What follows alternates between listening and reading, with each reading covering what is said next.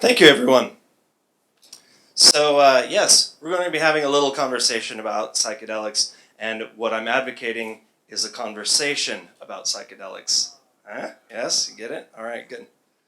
All right, what is psychedelic literature? Well, it deals with when you've seen more than you can English. Because we have a lot of literature in which people are trying to describe things that have occurred to them through their psychedelic experiences. But not only that, they're also providing primarily a critique of culture. So when we're talking about critiques of culture, we look to Michel Foucault, who was an excellent person to do such a thing. He's a French philosopher who, in his book Madness and Civilization, discussed the way that we view madness in Western civilization, and he provides a critique of the way that we perceive madness in this case.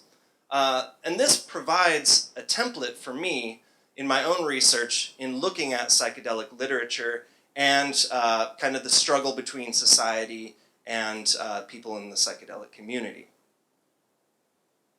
So we have three primary waves that occur in psychedelic literature in the West, and wave one kind of started with Albert Hofmann, who was the gentleman who synthesized LSD and didn't even realize that it was psychoactive until he went on a very interesting pioneering bicycle ride on the way home from the lab, where he experienced, well, he's one of the first people, he was the first to experience LSD, so hence the look on his face. Then we've got Aldous Huxley, who wrote Brave New World, but he also wrote a book called The Doors of Perception, in which he popularized, using his own notoriety, this particular experience, which to him was transformative. And this benefited from the optimism of the pre-war on drugs era. Enter wave two, public popularity of psychedelics and the literature that sort of went to bolster these ideas, like Carlos Castaneda's Teachings of Don Juan. It led people to sort of this wide-eyed optimism about the psychedelic experience, and it led to some unintended consequences and a lot of kind of societal backlash that occurred because of that. And so this is where we get the war on drugs. In the third wave, we find that people within the movement and the people who have written the literature have changed the tone of their language, the way that they're using their language, in giving it a more academic sense. They also very much focus on societal issues and how people using a psychedelic perspective can deal with these sorts of things. And the third point in this wave, which we're presently in, is the idea of personal autonomy.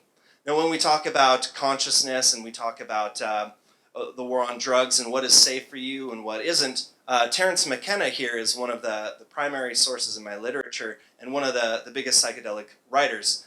And through looking at what he has to say, it serves as a kind of template that bridges the gap between sort of the layperson and their psychedelic experience and also kind of a more academic perspective. And personal autonomy, I think, in his argument is best summed up when he said, if the words life, liberty, and the pursuit of happiness don't include the right to experiment with your own consciousness, then the Declaration of Independence isn't worth the hemp it was written on.